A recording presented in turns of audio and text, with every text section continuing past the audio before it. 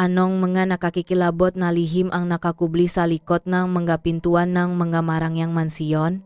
Isang karumal-dumal na kriman ang yumanik sa Maynila, ibinubunyag ang pinakamadilim na sulok ng puso ng tao.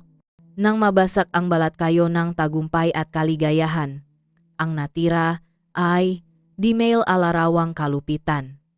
Isang matagumpay na negosyante ang bumaksak sa mismong tahanan niya. Sino ang naktanim ngalit? At anong panlup na apoy ang naktulak sa isang napakasamang balakin? Alas 6:30 umaga. Mayo 15, 2025. Sumisikat ang araw sa kahabaan ng South Luzon Expressway, SLEX. Unti-unting dumadami ang masasakyan, sumasabay sa ritmo ngang pang-araw-araw na buhay. Sa gitna ng mga nakmamadaling empleyado, isang puting Mercedes GLC 300 ang dumadaan ng may kalmadong anyo. Sa likod ng manibela, si Katrina de la Cruz, 32 taong gulang, ay nakpapakitang isang mukhang kasing lamig ng yelo. Ang kanyang mamahaling damit pang opisina, masinsinang make-up lahat ay bumubuong. Isang perpektong balat kayo para sa isang babaeng negosyanteng papasok sa trabaho ng maaga. Isang matapang na pagpapanggap. Sino ang mag-aakalang ang babaeng ito na nakikiisa sa daloy ng trapiko ay nagdadala ng isang nakapangingilabot na lihim sa likod ng kanyang sasakyan at ang amoy ngang mamahaling pabango na Chanel no. 5 ay hirap, natakpan ang malamig at nakamamatay na amoy. Ang kanyang plano ay binalangkas ng detalyado. Ngunit hindi alam ni Katrina na may isa pang plano na ipinapatupad at siya ang target. Sa loob ng isang gabing walang tulog sa comment center, sinisiyasat ni Major Ricardo Chardo Dalisay ang nga pira-pirasong impormasyon. Ang tawag ni Miguelito Miggy Santos bandang alas 9 kram-kram gabi ay hindi isang walang beshang pakatakot. Ang boses ni Miggy ay puno ng lohika at pak-alala. Sir, masama ang kutob ko kay Eduardo. Kaninang alas 8:00, nakpadala siya sa akin ng kakaibang text. Desidido na ako. Matatapos na ang lahat mamayang gabi. Sabi niya na laman daw ni Katrina na balak niya itong hiwalayan at magluluto daw ito ngang huling hapunan para sa kanya. Simula nun, tumawag ako ngang daang beses, hindi niya sinasagot. Naktext ako, hindi rin nagre-reply. Pinuntahan ko siya sa bahay, nakakandado ang gate, patay ang ilaw, walang sumasagot. Natatakot ako na may nangyaring masama, sir. Ang profesional na kutob at ang lohikal na detalye sa salaysay ni Miggy ang naktulak sa Special Action Force na kumilos. Pagkatapos matukoy na ang Mercedes ni Katrina ay umalis ng bahay bandang alas 5:00 gram umaga, nagsimula ang isang karera laban sa oras. Nang bumagal ang GLC ni Katrina, naghahanda na pumasok sa tollgate ng Sucat, bumaksak ang bitak. Mula sa likuran at sa katabing lane, tatlong specially equipped na sasakyan ng pulisya ang sabay-sabay na nagbukas ng ilaw at sirena, mabilis na bumuong ang isang bakal na sipit. Hinihiling sa nagmamanehong puting Mercedes na huminto, patay ng makina at sumunod sa utos. Ang malakas na tinik ay umalinggaw-ngaw. Natigilan si Katrina sa isang segundo. Ang kanyang magandang mukha ay nakbago mula sa gulat tungo sa matinding takot, ngunit sa halip na sumunod, nanaig ang likas na insting, ang kanyang mga mata ay nagliwanag sa walang pakundangang sinak. Bigla siyang bumuelo ng husto, inapakan ang gas, tinututukan ang makipot na pagitan sa pagitan ng isang sasakyan ng pulisya at ng matigas na baryer upang makalusot sa pakupkop. Umungol ang Mercedes at tumakbo tulad ng isang sugatang hayop. Tumakas ang suspek, ipatupad ang plan B. Ang utos ni Major Dalisay ay umaling-aungaw agad. Naganap ang isang nakakakabang pahabol sa mismong SLEX. Ang nangungunang specially equipped na sasakyan na minamaneho ngang isang batikang investigador ay agad na sumunod. Salup lamang nga wala pang 1 kilometro, sinamantala ang isang tuwid na kahabaan, pinabilis ngang sasakyan ng pulisya at lumapit sa gilid ng Mercedes sa pamamagitan ng isang maliksi at tiyak na pagmaniobra. Teknik ng PIT, Pursuit Intervention Technique. Ang harap na gulong ng sasakyan ay malakas na tumama sa likurang gulong ng sasakyan ng suspek. Isang malakas na ingay ngang metal ang umalingaw-ngaw. Ganap na nawalan ng kontrol ang Mercedes. Umikot ng 180 degrees at sumalpok sa concrete barrier. Sira ang harap ng sasakyan. Usok na nagmumula sa radiator ang kumalat. Wala pang 3 segundo, bumukas ang mga pinto ngang specially equipped na sasakyan. Dose-dose ng mga pulis kriminal at SWAT na nakaswat ng combat gear. May mga arma sa kamay ang dumating para palibutan ang sasakyang nasiraan. Binuksan ang pinto ng driver seat. Si Katrina, na nataranta pa rin matapos ang pakakabangga, ay hindi nakaroon ng anumang reaksyon. Hinila siya palabas. Ang kanyang designer na damit pang opisina ay gusot na ngayon. Ang kanyang magandang mukha ay marumi, may maliit na bahid ng dugo dahil sa pakakabangga. Nang buksan ang likurang bahagi, ibinunyak ng itim na maleta at ang kakaibang amoy ngang kamatayan ang lahat. Ang malamig na kalansing ng posas ay umaling-aungaw. Ikinandado ang makasalanang mga kamay ng babaeng eksekutif. Tinapos ang kanyang baliw na paktakas at ang perpektong palabas sa araw. Sa interrogation room ng Quezon City Police District, QCPD, ang kapaligiran ay mabigat. Napalitan na si Katrina ngang ordinaryong damit. Ang kanyang make-up na napahidan ng luha at ng pakakabangga ay pinunasan na, nagpapakita ngang isang pagod na muha. Gayunpaman, ang kanyang mga mata ay nagpapakita pa rin ng matigas na paglaban. Nakaupo siya sa harap ni Major Dalisay, tahimik na parang isang tipa ng yelo. Miss Katrina de la Cruz, panimula ni Major Dalisay. Ang kanyang boses ay kalmado ngunit puno ng autoridad. Inaaresto ka namin dahil pinaghihinalaan ka na may kinalaman sa pagkamatay ng iyong asawa, si Eduardo Villanueva. Ang maleta sa likod ng sasakyan mo, ngumisi si Katrina. Isang mapait na ngiti. Magpaliwanag? Inaresto ninyo ako, pinosasan sa kalye. Ano ang gusto ninyong ipaliwanag ko? Wala akong alam. Pinakbintangan lang ako. May naglagay lang ng maleta na yun sa sasakyan ko. Sinimulan niya ang pagganap ng isang biktima. Ang kanyang boses ay nanginginig ngunit ang kanyang nga mata ay walang kahit katiting na takot. Nasaan ang asawa ko? Nasaan si Eduardo? Kagabi, sinabi niya na may pupuntahan siyang lakat. Buong gabi akong tumawag. Hindi ko siya makontak.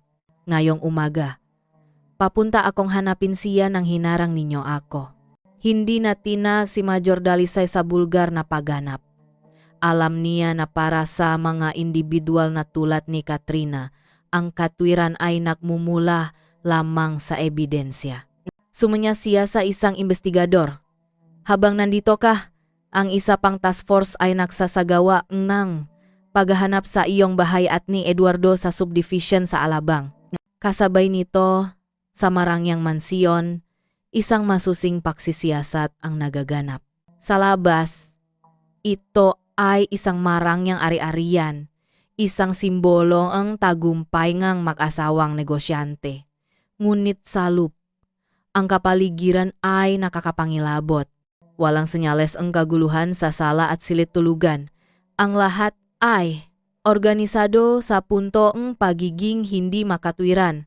Ngunit ang mismong pagiging organisado ay isang hindi pangkaraniwang senyales. Nakatuon ang team forensic sa 2 lugar. Ang dining room at ang master bathroom sa ikalawang palapak. Sa dining room, ang pagkain at 2 baso nga alak ay nandun pa rin sa mamahaling walnut table. Ang huling hapunan na binanggit ni Miggy. Maingat na kinukuha ngang forensic team ang nga sample ngang pagkain at alak para sa pagsusuri. Ang pakiramdam nila ay nagsasabi sa kanila na hindi ito ordinaryong pagkain. Ngunit ang lugar na nagbunyak ng krimen ng malinaw ay ang banyo.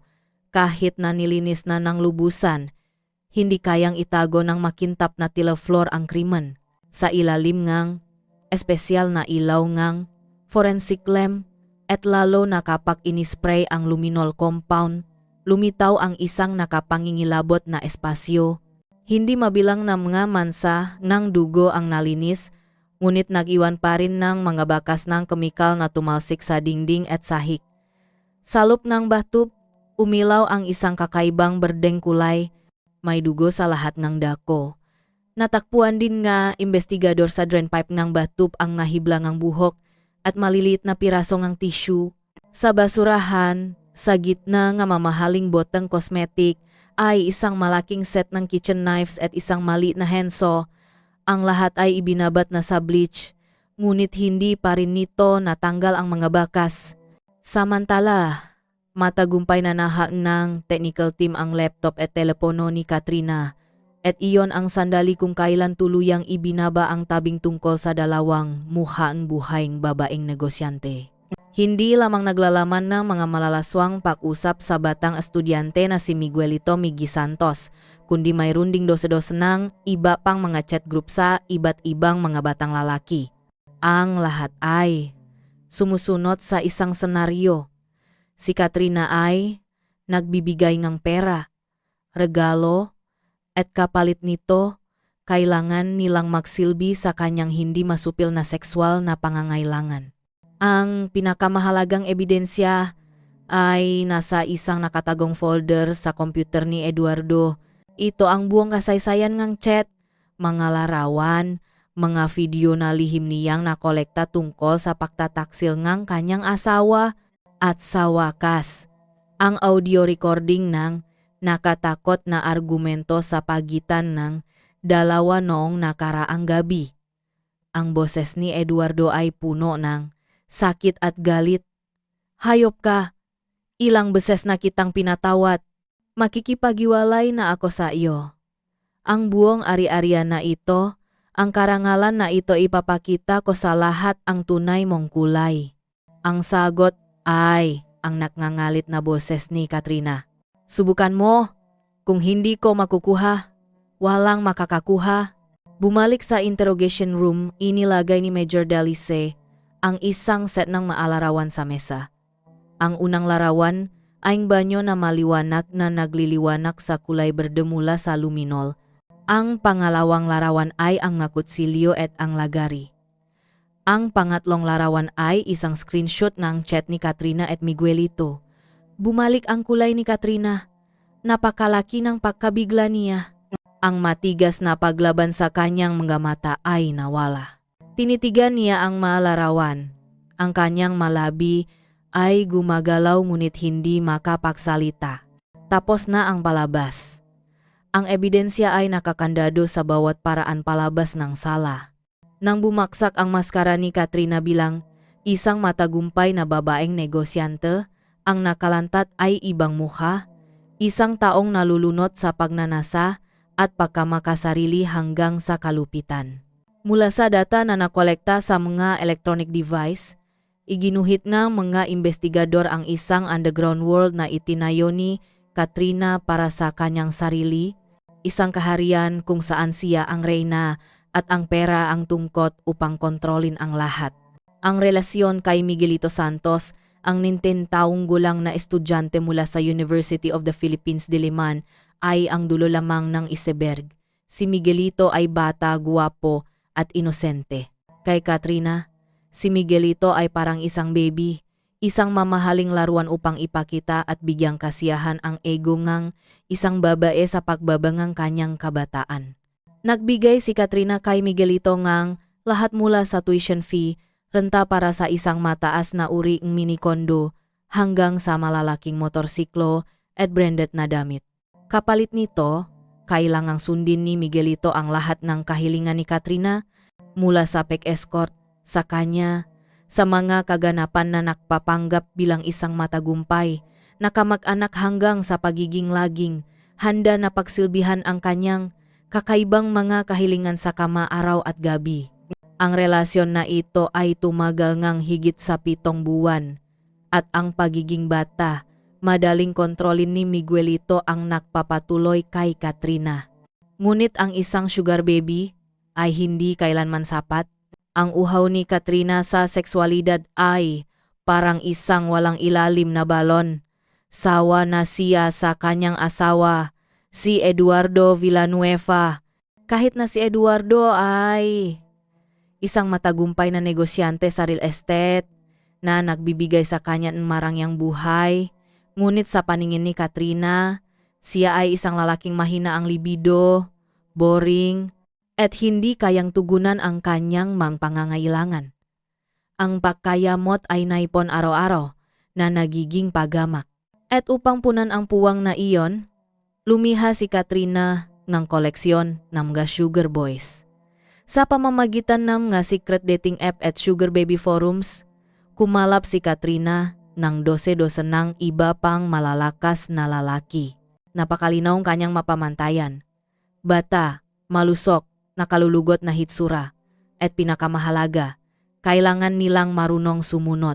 Mayroong fitness trainer na may mga naglalakihang kalamnan, may mga mag-aral ng sining na may romantikong hitsura, at maging mga kabataang nagtapos kamakailan na nagpupumilit na maganap ng trabaho. Hindi kailanman ibinunyak ni Katrina ang kanyang tunay na pagkakakilanlan. Gumamit siya ng pekeng pangalan na lumilika ngang isang balat kayo bilang isang mayaman at walang asawang babae. Ang bawat tao sa koleksyon ni Katrina ay binigyan ng buwanang bayad na mula 15,000 hanggang 15,000 depende sa antas ng serbisyo at ang kanyang kasiyahan. Pinamamahalaan niya sila sa mga hiwalay na chat group na nagtatakda ng mahigpit na mga panuntunan. Hindi sila pinahihintulutan na magtanong tungkol sa kanyang pribadong buhay, hindi sila pinahihintulutan na magselos o humiling ng isang formal na relasyon. Sila ay simpleng maatul para kay Katrina upang masiyahan ang kanyang mapagnanasa. Nagsimula ang trahedya ng pagkatapos ng maraming pagdududa. Aksidenteng natuklasan ni Eduardo ang chat group ni Katrina kay Miguelito Santos. Nasaktan siya ng husto. Ngunit para sa pag-ibig at karangalan ng pamilya, nagpasya siyang bigyan ang kanyang asawa ng isang pagkakataon. Dahil sa mga luha at nakakawang pakiusap ni Katrina, lumambot siya. Ngunit ang pagpapatawad niya ay nakpakita lamang ng higit na paghamak kay Katrina at kumilos siya ng mastuso. Ang huling straw ay sa pamamagitan ng pag-install ng tracking software sa computer ng kanyang asawa. Natuklasan ni Eduardo na hindi lamang isang Miguelito ang naroon, kundi isang buong koleksyon ng mga sugar boys. Ang nakakakilabot na katotohanan na ito ay ganap na gumuho ng kanyang paniniwala at pag-ibig. Hindi na siya umiyak o nasaktan. Sa halip, nakaroon ng malamig na determinasyon. Kinolekta niya ang lahat ng ebidensya mula sa mga mensahe, malarawan, sa mga transaksyon, sa money transfer, at naglabas ng isang ultimatum kay Katrina, hiwalayan sa payapa, hatiin ang ari-arian ayon sa batas, o ipapahayag niya ang lahat sa pamilya sa makabilang panik at salipunan. Ang banta na ito ang nakpabago kay Katrina mula sa isang mapangalo niya na asawa tungo sa isang halimaw. Ang pagkawalaan ng ari-arian, pagkawalaang karangalan, pagkawalaang panlabas na bahagi ang matagumpay na babaeng negosyante na napakahirap niyang itinayo ito ang isang bagay na hindi kailanman matanggap ni Katrina. Ang pagbagsak ng material na imperyo at katanyagan ay mas nakakatakot kaysa sa parusa sa bilangguan at upang protektahan ito, pinili niya ang pinakamakasalan ng landas. Puksain ang kanyang asawa. Matapos unang aminin ni Katrina de la Cruz ang kanyang kriminal na kilos, sa ilalim ng presyon ng hindi mapakalinlangan na ebidensya, agad na ipinatawag ng Office of the Investigation ang lahat ng taong nasangkot upang palakasin ang file ngang kaso at linawin ang papel ngang bawat individual sa serye nga trahedya. Ang unang ipinatawag ay si Miguelito Santos, ang 19 na taong gulang na sugar baby. Nakaupo sa silid ng mga autoridad, ang guwapong estudyante na may kulay kastanyas na buhok ay hindi na nakpapanatili ng karaniwang kumpiyansa at nakaistilong hitsura. Ang muhangeng nagmamakaawang kulay nito ay kulay, ang makabilang kamay ay hinahampas. Ipinahayak ni Miguelito na pamilyar siya kay Katrina sa pamamagitan ng isang dating app. Sa una ay naisip niya na ito ay isang kapwa kapaki-pakinabang na relasyon. Binibigyan niya akong pera, binibigyan niya akong lahat. Kailangan ko lang palayain ito. Nagtungo si Miguelito sa muha, sili nilay ay umamin. Nang tanungin tungkol sa gabi ngang pakpatay, ipinakita ni Miguelito na siya ay labis na natatakot. Ipinahayak nito na hapon ng ika-14 na tumawag sa kanya si Tu. Napakakakaiba ang boses, nagalit at nataranta. Sinabi ngang tinanatuklasan ng kapatid ng kanyang asawa na tinawag ni Miggy na nagbabanta sa parehong matagumpay. Hiniling ng Tu kay Miggy na maging handa. Maaring kailanganin niyang tumakas kasama niya, gayunpaman. Pagkatapos ng tawag na iyon, hindi na nakontak ni Miguelito si Katrina. Wala siyang alam tungkol sa pagpaplano na pakpatay at nalalaman lamang ang lahat ng nakatakot na katotohanan nang basahin ang balita sa diaryo. Ang salaysay ang degang pagkatapos na mapatunayan sa pamamagitan ng kasaysayan ng tawag at lokasyon ang telepono ay nagpakita na hindi ito nakapagtatak ang krimen sa pakpatay, ngunit ito ay isang mahalagang ugnayan, isang saksi para sa motibo na sanhingang pang-api nga kriminal. Pagkatapos, maraming mga kabataan sa koleksyon ng liham ay tinawag din. Karamihan sa kanila ay nakakuha ng isang pangkaraniwang senaryo. Pamilyar sa online na liham, nakatutok sa pera at natutugunan lamang sa mga hotel o lihim na apartment kung saan umarkila ang liham. Walang sinuman sa kanila ang nakakaalam ng totoong pangalan, tunay na trabaho o address ng kanyang bahay. Para sa kanila, ang liham ay isa lamang mapagbigay ngunit makapangyarihan at mahiwagang sugomi. Ang kanilang pagpapahayag ay gumuhit ng isang kumpletong larawan tungkol sa dalawang muha na buhay, tungkol sa kabagalan sa mga pagnanasa ni Leang Tu, ang pagpapatibay sa niding tungkol sa isang sakit na personalidad, makasarili, handang gumawa ngang lahat upang masiyahan ang kanyang sarili. Ang pinakamahalagang karakter na inanyayahang magtrabaho ay si Tran Minh Tuan, ang matalik na kaibigan na hindi tuwirang nagligtas sa kaso mula sa isang deadlock. Si Tuan, isang lalaking lampas sa 40, ang muka ay iba sa paghihirap, ang makabilang mata ay pula sa pakawalangang matalik na kaibigan. Ikinuwento niya sa sakit na halos isang buwan bago pumunta si Antrong sa kanya sa isang sitwasyon, nakakahanap silang tulong. Ikinuwento ni Antrong ang lahat ng tungkol sa unang pagkakataon na natagpuan ang pangangalo niya, ang kapatawaran sa pamamagitan ng malabong pagmamahal hanggang sa matuklasan ang isang nakakatakot na koleksyon. Umiyak ito na parang isang bata. Tumambat si Ang. Sinabi nito na hindi naintindihan kung bakit biniyan niya ang anak ng lahat ng pera, posisyon, kalayaan, ngunit natanggap niya ang pagtataksil sa antas ng mahayop. Pinayuhan ko itong makipagiwalay agad at nagpasya na itong gawin. Si Ang Tuan mismo ang nagpayo kay ang Trung kung paano mangolektangang ebidensya sa legal na paraan upang maghanda para sa mga pamamaraan sa pakikipagiwalay. Nang gabing iyon, ipinagpatuloy ni Ang Tuan, nagpadala sa akin ng balita, lahat ay magtatapos ngayong gabi, nakaroon ako ngang masamang pakiramdam. Tinawagan ko siya, pero hindi ko makuha. Naisip ko na gagawa itong hindi magandang bagay. Ngunit pagkatapos, ay naisip ko ang pagkatao ni Kontu, isang nakpapatakbo ngang babae at hindi nakmula sa isang trabaho. Tinawagan ko na ang tawag mo. Umaasa lang ako na mali ako. Umaasa lang ako na ligtas ito. Ngunit sa wakas ay dumikit si Ang Tuan sa ibaba. Ang dalawang balikat ay tumungo. Ang pagpapahaya ni Ang Tuan ay hindi lamang ang pagpapahaya ng isang saksi, kundi pati na rin ang tiningang pagkakaibigan ng pagkasuklam sa isang mabait na lalaki na nakakuhang maling paniniwala. Ito ay ganap na tumutugma sa mga material na katibayan at pagpapahayak ng iba na bumubuong isang malapit na bilog, walang gulo, direktang pinupuntirya sa krimen na hindi kayang mapatawat ni Nahtu. Nahaharap sa isang pader na gawa sa bakal, hindi maitatanggi sa pagpapahayag ng maraming saksi at manggalaarawan mula sa sariling bahay. Sa wakas ay nahulog si Nahtu. Ang unang tumaga ng katigasan ay natunaw. Ang pagprotekta ay isang walang kaluluwa. Nagsimula itong aminin. Ngunit hindi pagsisisisi, ito ay pag-amin ngang isang natalo, isang bit ng galit sa kapalaran at sa biktima mismo. Tama, pinatay ko siya. Sinabi nito, tuyo ang boses ng walang emosyon. Siya ang pinilit ako. Hinihiling niyang makipag-iwalay. Hinihiling na ipakita ang lahat. Gusto niya sirain ang lahat ng ginawa ko. Hindi niya ako binibigyan ng paraan para mabuhay, kaya dapat kong hanapin ang aking sarili.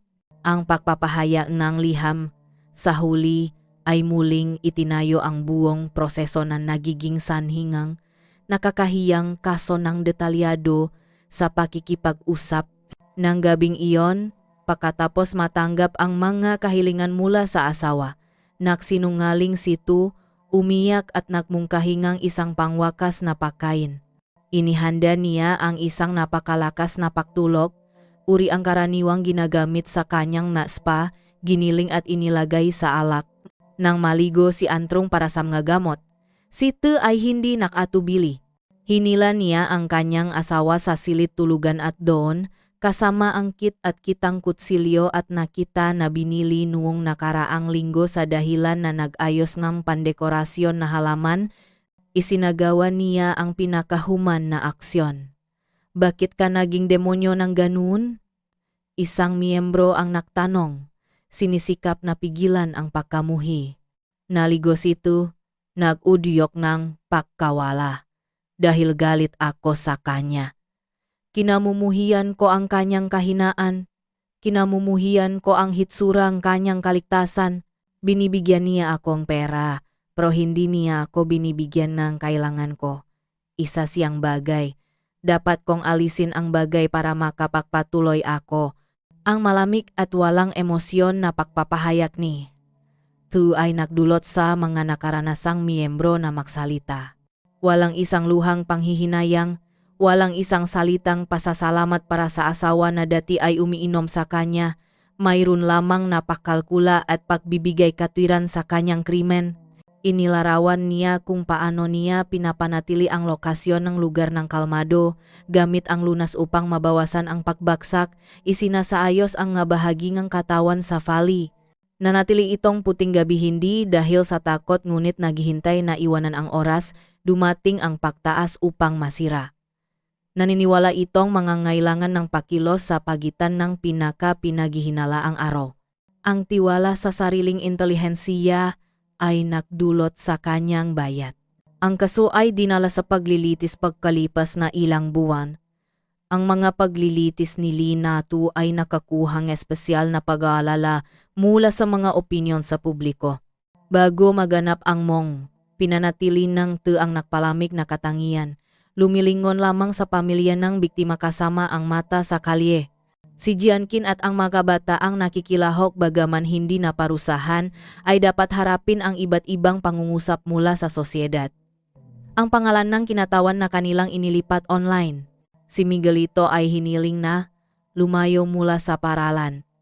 Ang umasa sa mga kabataang lalaki ay naging hindi malinaw.